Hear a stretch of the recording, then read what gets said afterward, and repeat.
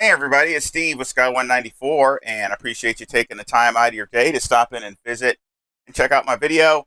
Before we get started, I just want to apologize for my sound issues lately. I keep my headset broke.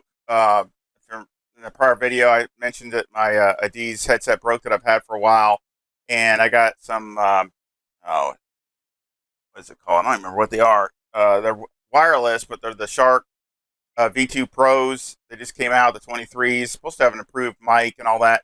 I keep dialing it in, trying to get it to sound better and get the balance right between the car, the game noise and my voice. And so again, bear with me. And I'm not sure if I'm even going to stick with this. I might have to go with something else because I want something that sounds good. Don't have to be the best of the best, but I definitely want it to sound good. So again, I apologize, but trust me when I say I have been spending a lot of time. I wish I could have spent some of that time working on setups or racing because I've been spending a lot of time messing around with the audio. But again, I appreciate you bearing with me. But here we are at Suzuka, and I am working on a setup for the Porsche. Surprised I haven't done that, but just been so busy with other cars and leagues and things like that. I think it's a really good race setup. I'm disappointed I didn't get more out of the car just because it's me, not the car. I had it in my Delta, but just, this place is just every little corner. You just got to nail it or you just miss out on a few tenths. So again, but I think it's really solid. And again, I've done a lot of laps, multiple, not stints, but I mean, multiple where I've had to reset it because it gets to be, I usually go about an hour and then that's max. And then I'll reset it because the temperatures start getting out of whack, and you start chasing other things. So again, I try to keep my temperatures between 22 and 24 degrees. So you go off of that, and that's on all my setups unless I specifically say different. So let's go ahead and get behind the car and do a lap.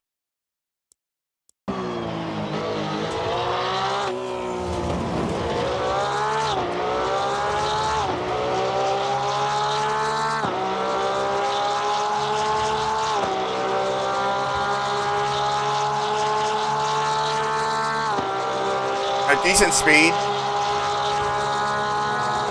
all the way down that little sidewalk.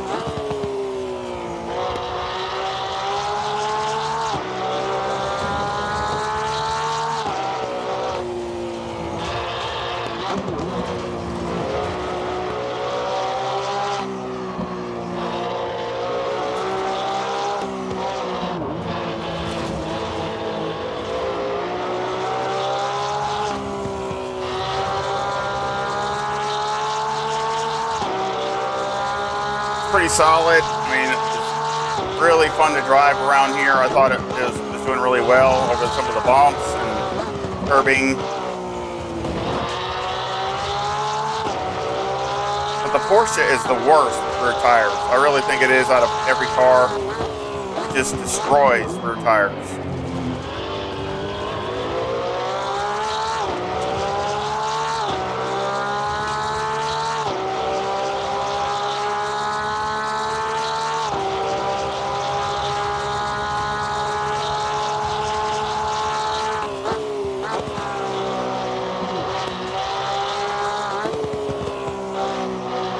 Especially right here in this corner. I had to really get it set up so it would take that corner really good because it makes every bit of difference with the speed coming down this back straight. Of course, I go down here to the 50 and then just basically just let up a little bit, turn in.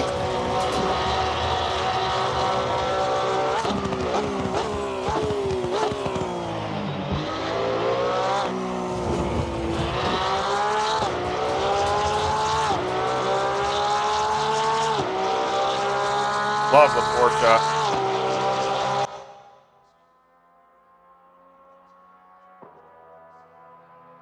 See, it is 163. Solid. Still solid going into turn one. So again, that was a 201.32. You see my fast is a 201.24. So again, decent times. But I did have one lap that I was in the 201 flats, but I messed up that fast left-hand turn, and didn't hit it right and ran wide and messed it up. But I should have been a 201, in the flats. So it's still got good pace. Again, temperature is 23 right now, and I'll show you the timetables, and you can see there's a 24, but you can see here. I mean, yeah, that's my outlap. You have 20165, 20139, 20132. That's the one I messed up. Went out a little bit, messed up that fast corner, and I still ran a 20137. I should have been a 201 flat there, and that was a 20135. So again, I mean, super consistent. I mean, and that's what I was looking for, because obviously, I'd like to get it more in the 2.0s and somewhere in there in that range. But again, you can see that even this lap didn't have any fast sectors. This lap here was a 20132. There's almost 2/10 right there. There's another 2/10 right here. So there's so there's a 20, a high 2.0. So again, it's just a matter of putting it together. And this track is so tough. You take one corner just a little easier to try to do good, and then you lose 1/10 of a second because you didn't attack it. So you can see up here a 20126, a 201.265. I mean, it was really 201.29, very consistent. I mean, except me. Usually if it goes out, it's because of me. It's not the car. So again, I was really trying to concentrate on a race pace, something that I know when the tires go off the rear of the Porsche, it can be pretty bad. It can be a handful. So again, I not trying to induce understeer, but I definitely didn't want it to be razor edge, so to speak, because it's going to loosen up as the tires wear in the back. It's going to get looser. So, I mean, it's pretty neutral right now. Maybe a teeny bit of understeer, but that will definitely go away as you get 4, 5, 6, 7 laps. It'll start going the other direction. So again, I was just trying to find a compromise. But let's go over the setup. At 25.4 left front. Well, actually, over the left front and right front's 25.4, and the rear is 24.6. The toe is a negative 0.05, with the camber at negative 3.6, and the caster at 11.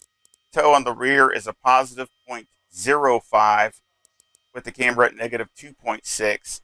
Now you can see I do have the brake ducts equal, and you can see how much lower I have to run the rear tires and pressures, and they were still equal as far as the hot. So that's how much more the rear is working on the Porsche, and that's what ends up killing the rear tires over time, and the car will start getting looser. So again, just keep that in mind, and that's what I tried to have a compromise to. Electronics are 4, 4, and 6. So again, I did that on purpose to try to keep the rear tires from too much sliding and destroying them. Of course, 55 liters, number 1 brake pad. Tire wear was as good as I could get it. There was no graining or no anything or no any kind of that, but it's just the tire wear on the rear is more than on the front, and I try to minimize that. Anti-roll bar is 3, brake bias is 55, steering is 14. Springs on the front are 119,000 with a bump stop rate of 500 and a bump stop range of 3. And on the rear, the springs are 162,000 with a bump stop rate of 800 and a bump stop range of 15. Anti-roll bar is 1 on the rear with a preload of 80. Again, tried a ton of different spring rates, combinations, bump stop rates, brake bias. I can go down to 54, but to be honest, you might have to go the other way. Or you might want to start out at 54 and start going up as you do the race, because the rear tires are going to need a brake. They're going to rotate easier. So again, leave it at that and see how you like it. Again, I was trying to do that not to put extra wear on the rear tires. So again, that's just how I do it. I know a lot of people still want to do a lot of brake bias. Andy. But that's okay. Nothing wrong with that. But with this, it's just I'm trying to do this to keep the rear tires under the car for a fuel stint and not totally destroy them. So that was a reason behind it. shocks on the front are 9, 1, 5, and 3, and on the rear 8, 2, 7, 5.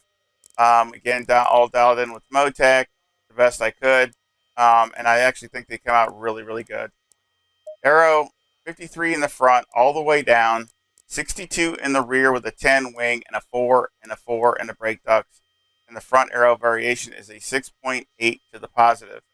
So again, here I've tried a lot of different ride heights, different wing combinations. I tell you right now, you can go down to a 9 and leave everything else alone. You can do that. So it goes up to 7.6. You can do that. And matter of fact, maybe for qualifying, it wouldn't be so bad. But I tried this for a while, and after a while, it just gets a little too loose. Car starts to get into oversteery after 5 or 6 laps. So again, I don't know if I would want to do that for a race. So again, that's why I went to 10 wing, just to give it a little bit more stability in the rear. And I double and triple checked, and the speeds are the same down the straightaways. So again, it's no different. I mean, it's within the same mile an hour. So if the speeds are different, it's within tenths. So to me, I'd rather run a 10 wing than a 9 wing, because I know I try to attack the corners, and you need the extra in the back.